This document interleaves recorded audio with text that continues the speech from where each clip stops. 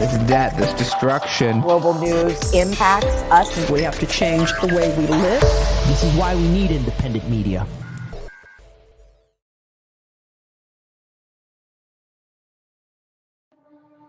A nation in turmoil, ravaged by empire, neighborhoods at war, the state on the brink of collapse, revolution in the air. A man at the center of it all. To some, a villain. Jimmy Cherise alias Barbecue, li te vle guide nous non façon pour nous voler même j'appelle. He's a criminal. He's not revolutionary. To others, a hero.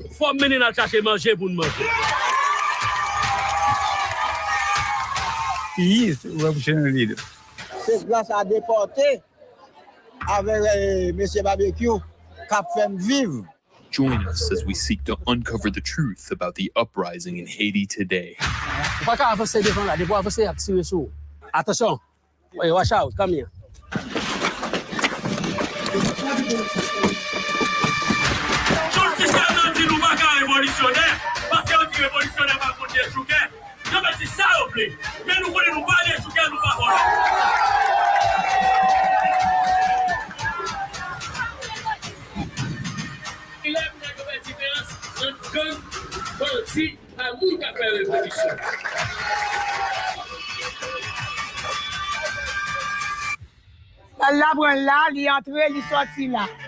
They have to have a revolution. It's got to happen.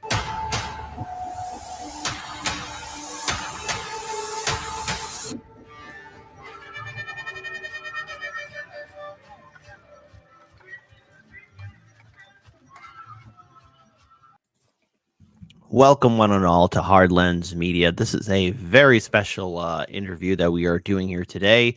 For those of you who are joining us, thank you so much. Shout out to our viewing audience on CAN TV as well.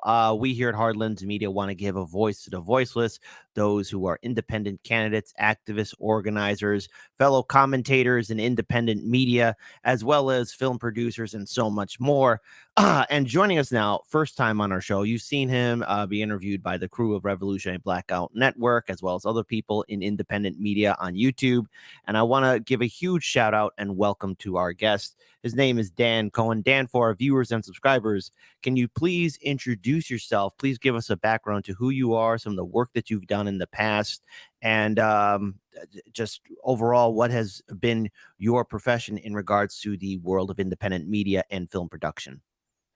Yeah, thanks a lot, Kit. Appreciate you having me on. So I'm a journalist and filmmaker based in Washington, D.C. I spent some years in Israel, Palestine, a lot in Jerusalem, the Gaza Strip, covering that situation.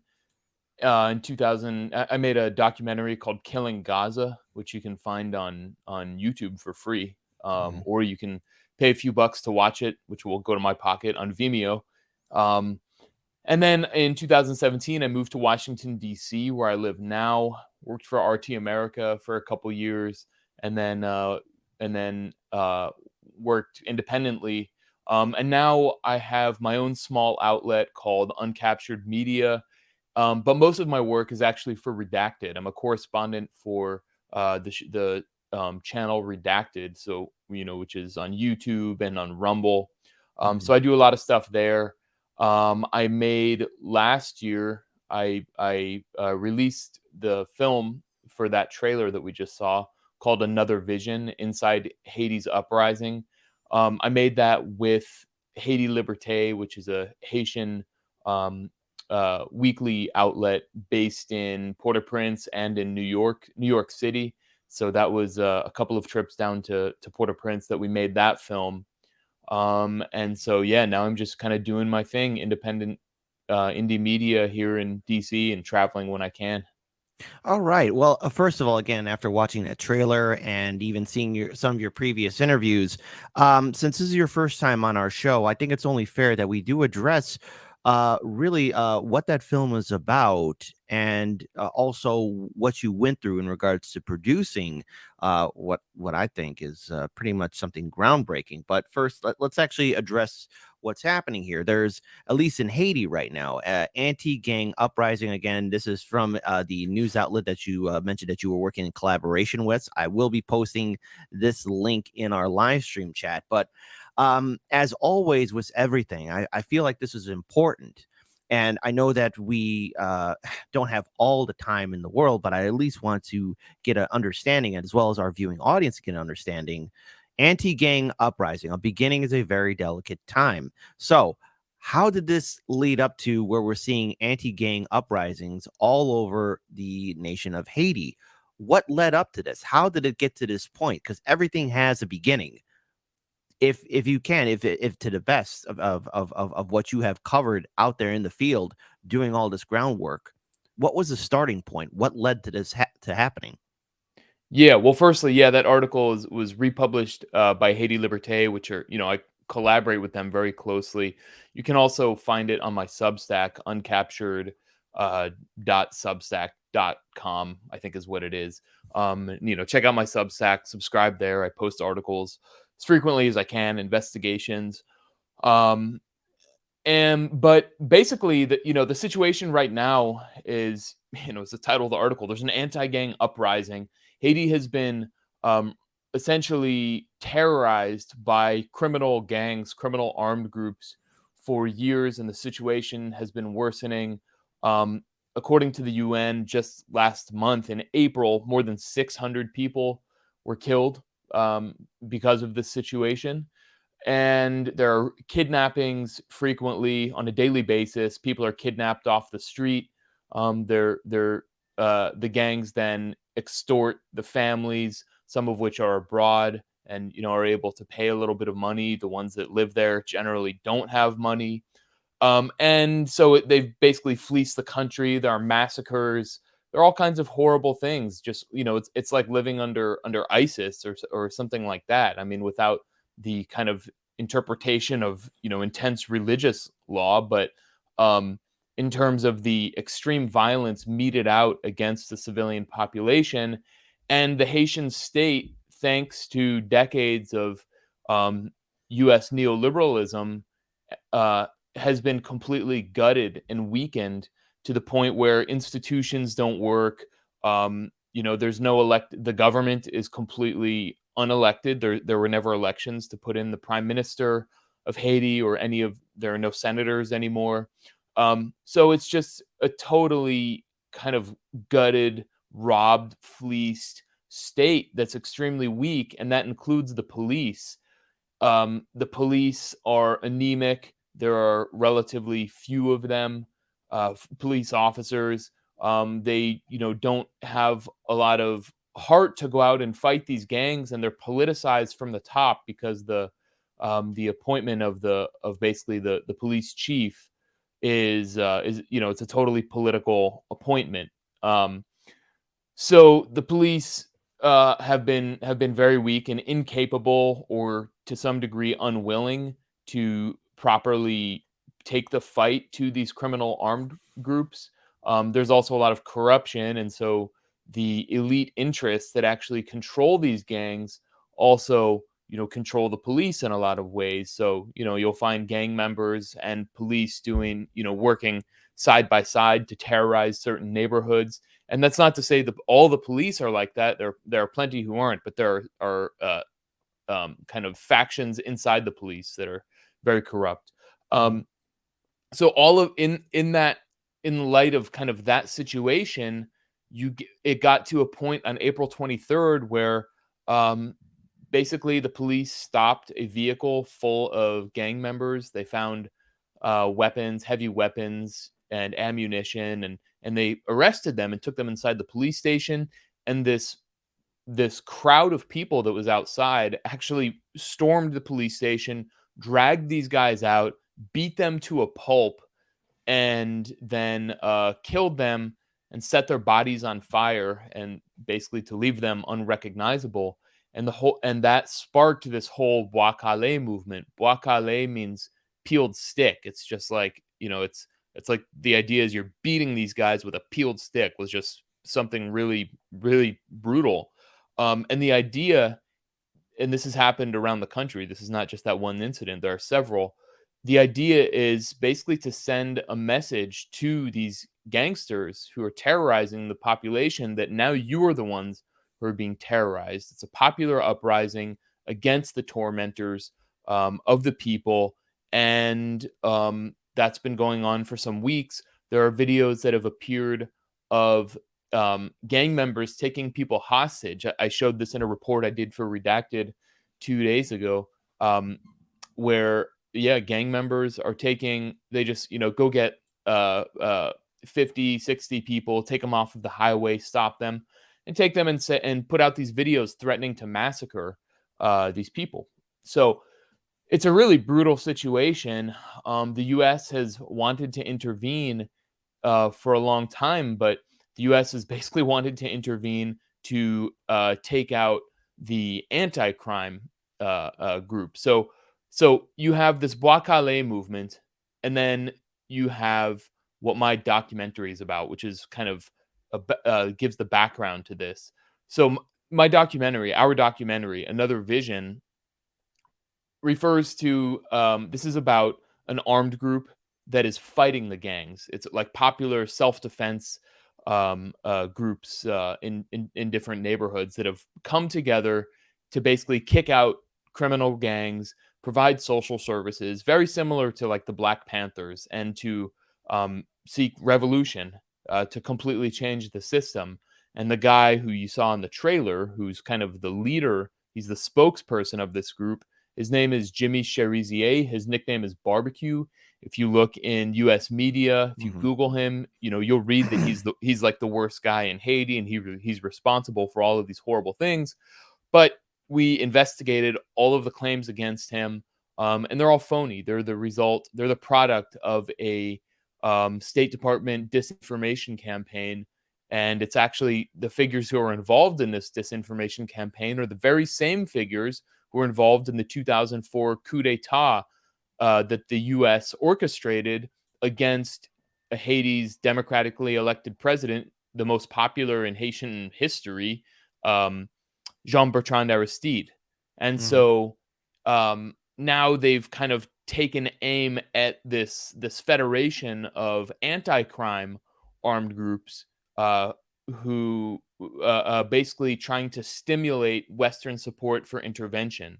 And so ironically, the U.S.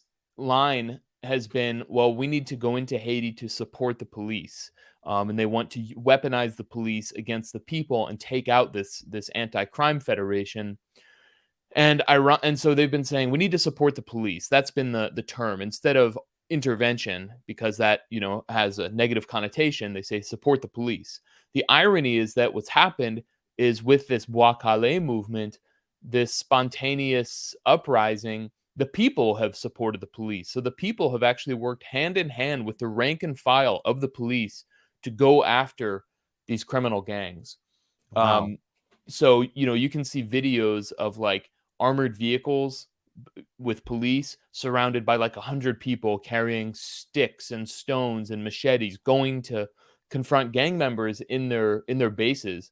It's really remarkable to see that collaboration, but then you see kind of there are reports that the oligarchy does not like this whole movement, not because of vigilante style justice that can often be brutal and ugly, but because they're afraid that, well, what if it gets, it goes up the chain? If it doesn't just go after, the small time crooks on the ground in the neighborhoods, but actually goes up to the political level and the oligarchs who are controlling and funding those gangs, and those oligarchs are tied to the U.S. So this Bois Calais movement has revolutionary potential, revolutionary character, as similarly does the armed group that Jimmy Barbecue Cherizier leads, called the G9 Family and Allies. So it's a pretty remarkable moment, and I think it's easy to be kind of horrified by the violence and the images that if you look under the hashtag Bois Calais on Twitter, you can see some really nasty stuff. But revolution isn't pretty. And I'm not saying that a full revolution is happening, but there is the potential. Wow. So, first of all, thank you for this breakdown in regards to what was happening in Haiti and what the people are going through. So, currently, look, it's unrelated, but right now, all of the media is going to be focusing on this presidential election cycle. But for those who are interested in following up on this story that's happening in Haiti and how it all led up to this wave of anti-gang movement happening in Haiti. You mentioned U.S. involvement. How long has the U.S. been involved in the affairs of Haiti? And you would think, obviously, for people who are unaware of the impact that the United States does in regards to doing coups, regime change, wars, sanctions, impacting millions upon millions of people's lives in Central and South America and all over the world, to be clear here. Why is the U.S. involved? And also, why was the U.S. also dismissive of a president that was democratically elected? In theory, we would all think the U.S. would be all thumbs up for this. Why does the U.S. government want to be involved in the affairs of Haiti, a country completely separate from the United States? Yeah, well, I mean, U.S. involvement in Haiti goes back all the way to, right after the Haitian Revolution of 1791 to 1804, when the U.S. was a new, recently founded republic, too. Of course, in 1776, when you had the American, I think what I would call a counter revolution, that sought to preserve slavery, and that if you read the work of Professor Gerald Horne, you can look at what American attitudes towards the Haitian Revolution, which the Haitian Revolution, they overthrew the slave owners. They defeated multiple attempts to reinstate slavery by Napoleon, by the French, by the British, by the Spanish, and they founded the first free republic in the hemisphere. And so it was a major kind of beacon of freedom, and they actually were involved in liberation struggles throughout the hemisphere, including the United States and Latin America. The Haitians were. And so ever since then, basically the West, the collective West, has tried to overthrow Haiti and literally and figuratively re-enslave Haiti, put the chains back on. And so fast forward to, you had 1914 or 1915 U.S. invasion of Haiti. And then, support of the Duvalier dictatorship, all the way up until the 80s, when finally a Haitian society overthrew the dictator Duvalier, who was the son at that point. And ever since, and then the U.S. and then they elected Jean-Bertrand Aristide, a liberation theologian priest who was the most popular guy in the country, and he really represented the masses, and he preached nonviolence.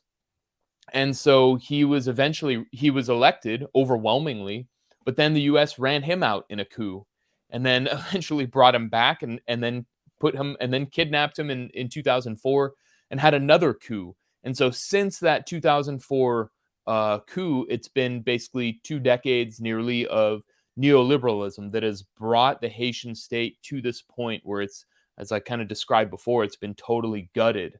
And, there's no, life is just incredibly difficult. People live in extreme poverty and exploitation, some of the worst in the world. And then you have these criminal organizations, which are tied to the ruling powers, basically running the streets and the neighborhoods. And so you have this battle. So in order to kind of stamp out any potential of revolutionary activity, of Haitians asserting their sovereignty, the U.S. has sought to intervene once again, and has tried to do it through the UN Security Council, as it did in 2004 with the 2004 intervention. The U.S.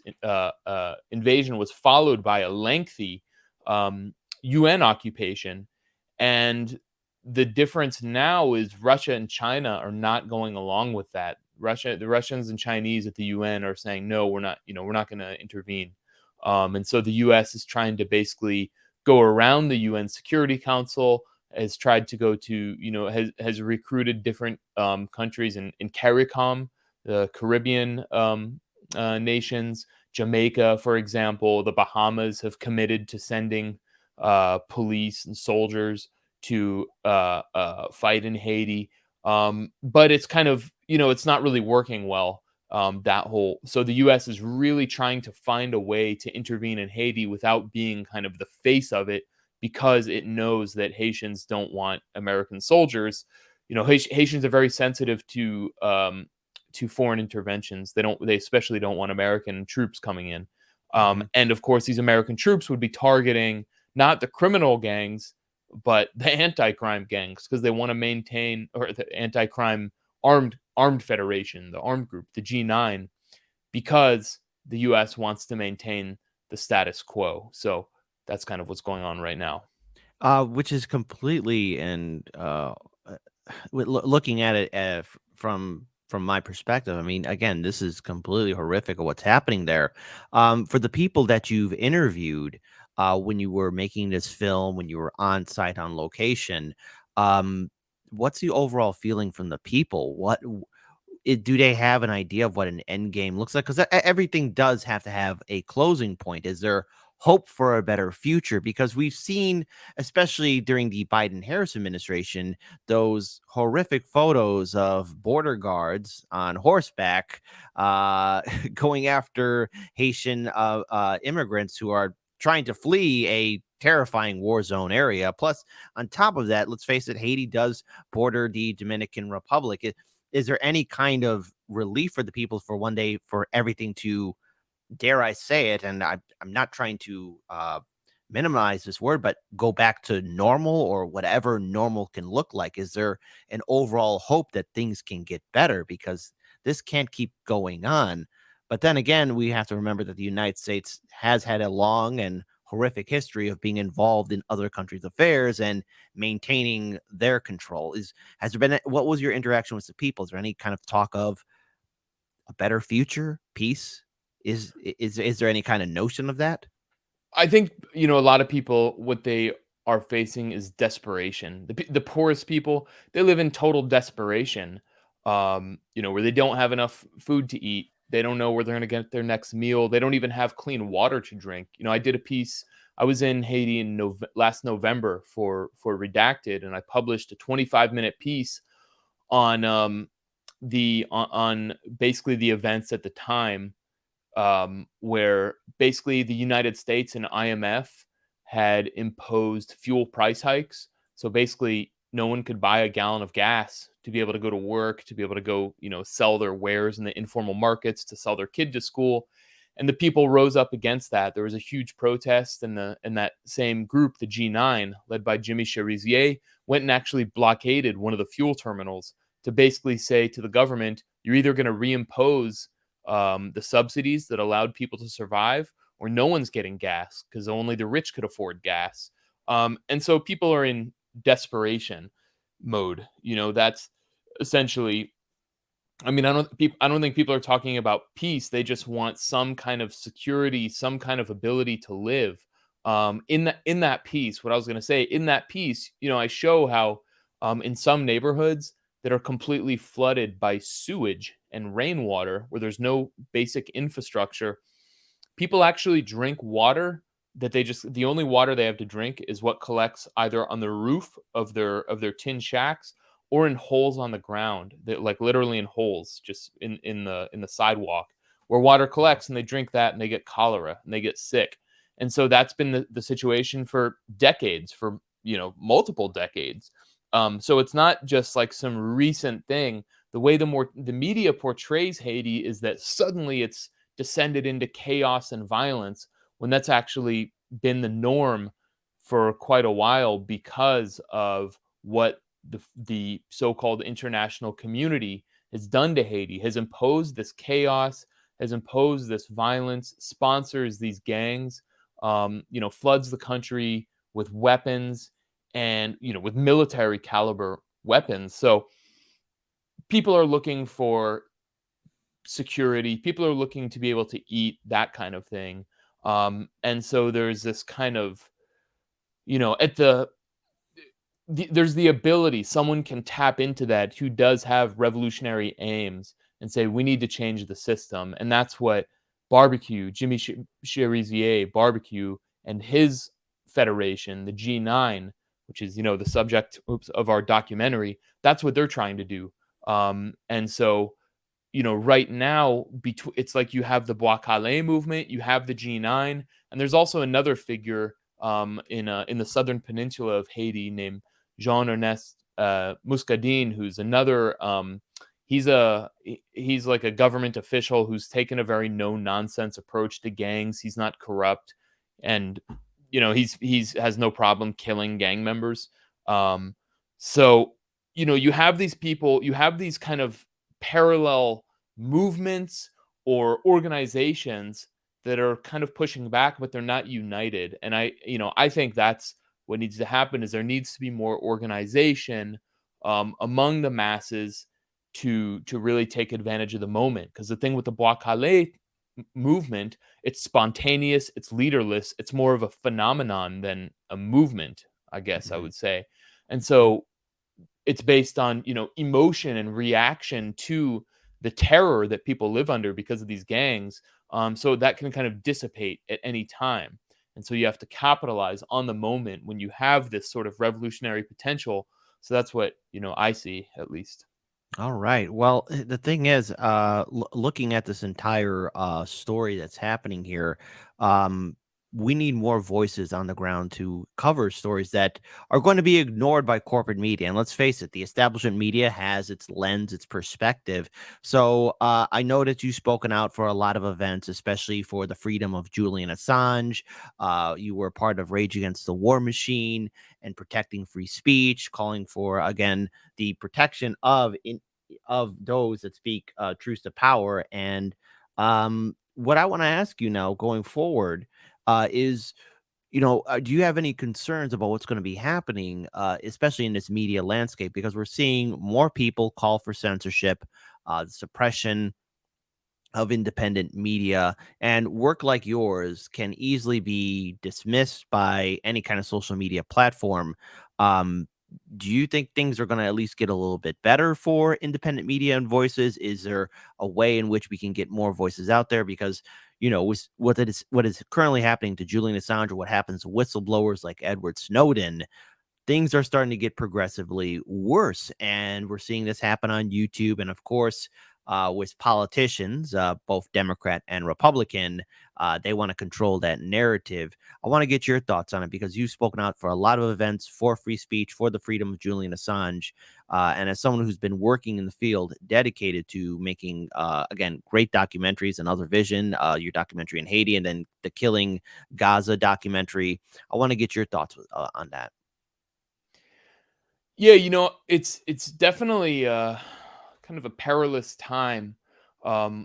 Persecution of Assange is obviously the forefront. I've also reported on the persecution of the Spanish-Russian journalist Pablo Gonzalez, who has been held in solitary confinement without charges for 14 months by Poland, a NATO ally of the U.S. And so, there's really not much talk about that.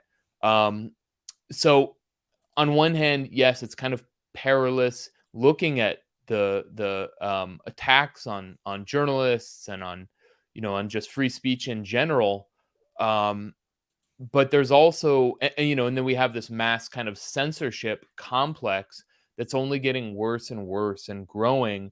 But to me, that stuff, is desperation of a regime that is totally discredited. And I'm not just talking about, the Biden administration as a regime. I'm talking about the kind of deep state regime that no matter who the president is, basically continues. And of course, this kind of censorship complex really took off in the Obama administration. I feel like that's when the seeds were sort of planted. And then the Trump years, it really went crazy. And that's just continued through the Biden era. And it's enormous. It's, tentacles are everywhere. But and at the same time, I think there's a real hunger for information, for informed, honest content, not like corporate propaganda like CNN or MSNBC or Fox. Which is why you see the growth of independent media channels like this, like Redacted, Jimmy Dore, people like that just kind of take it upon themselves to say, you know what, the news it's propaganda, it's lies. So I'm going to do it and let's see what happens. And I mean, Redacted, where I work, we're now at like 1.9 million followers on YouTube, and that's where there's censorship. Rumble is growing massively, so people don't just turn on the news and like watch Tom Brokaw anymore. It's a different era. People watch on their phones, they watch on YouTube, and especially younger generations are very tuned in, and know how to find alternative information. So in that sense, I see hope and I see some positivity.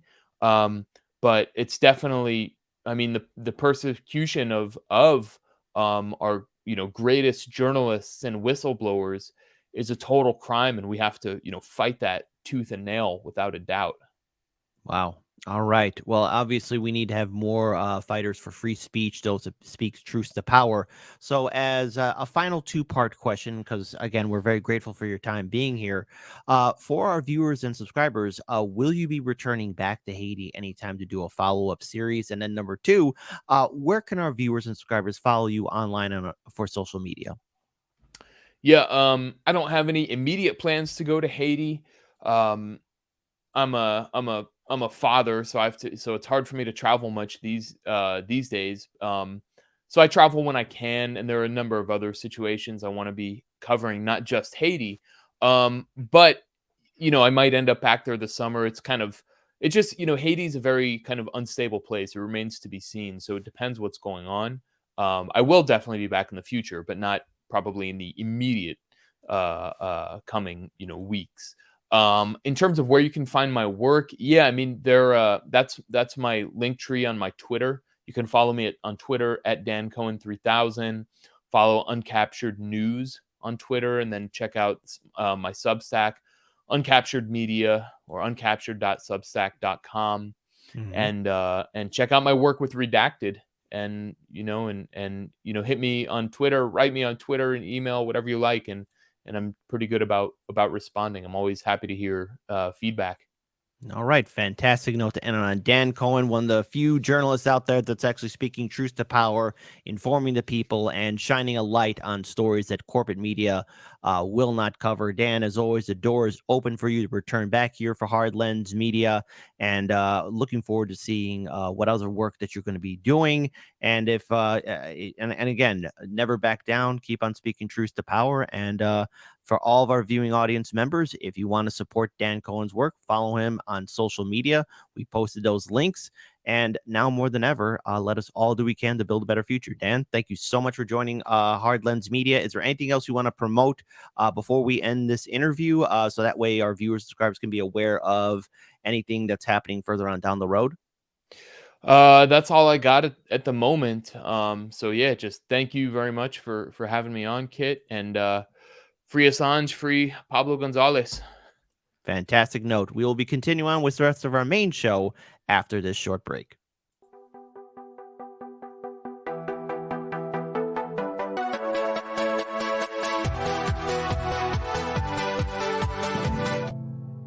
When you are not with where majority of Americans are, then, that is extreme. That is an extreme way of thinking.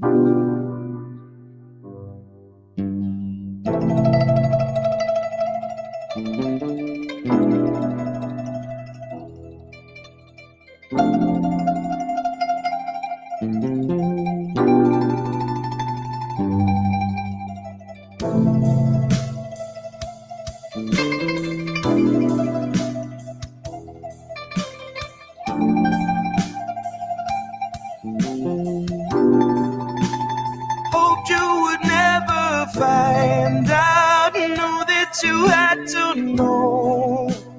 Pulling what's left of my mind out, trying to tell you so.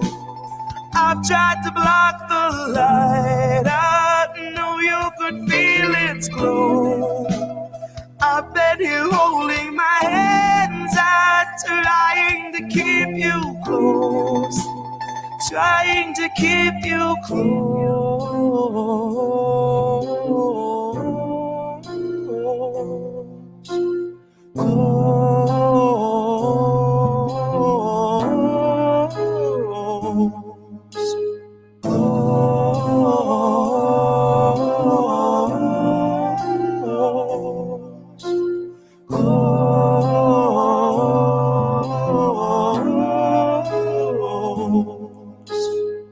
I really want to set you free, but I really want to let you be. And a part of me wished I could set myself aside, just let you take the ride, just chalk the rest up to destiny. I could let you believe that the only restraints in life are the size of your dreams. Let you believe each kid grows up with the world at their feet. When I know too well it's open season, I know they're taking stock and raising stocks and raising stock. And I'm simply not here to sit and watch as you learn the lesson all cogs are taught. Keep your head down and keep to task and just keep on blocking the rest of it all out. Just keep on with the rest of the herd of a million adjacent oblivious workers. The forest unseen for the trees, and the trees unseen for the fallout. No, what's more damning, baby, the truth or the ignorance? Fuck it, I honestly wonder if I see the answer so well. Baby, believe me well, I know it's scary, I scare myself. If I could find a way out of my head, I would run like hell. I would ditch this body politic, mindless occupant somewhere far from the dismal abyss. In the tranquil crystalline bliss of the beach, I could rest with the rest of the shells. And if anyone asks I'm anywhere else, if I'm really needed, just light the candle, then read the book, and then ring the bell. Oh, my untarnished heart, my little perfect soul, this world will melt your mercy down so they can sell its gold. This world will take your worth and then demand 1,000-fold. It's full of greedy pigs who'll eat you out of house and home. They'll strip your bank account and sweep you somewhere down the road, and then return to eat your tent and shitty bike you rode. Your bottled water, only shoes and coat and broken phone. Then smiling in your face, they'll tell you that the shelter's closed.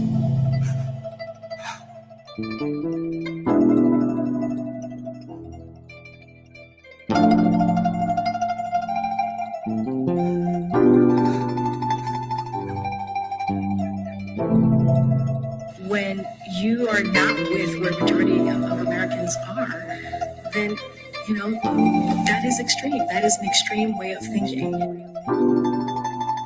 Hoped you would never find out, knew that you had to know. Pulling what's left of my mind out, trying to tell you so. I tried to block the light, I knew you could feel its glow. I've been here holding my hands out, trying to keep you close. Trying to keep you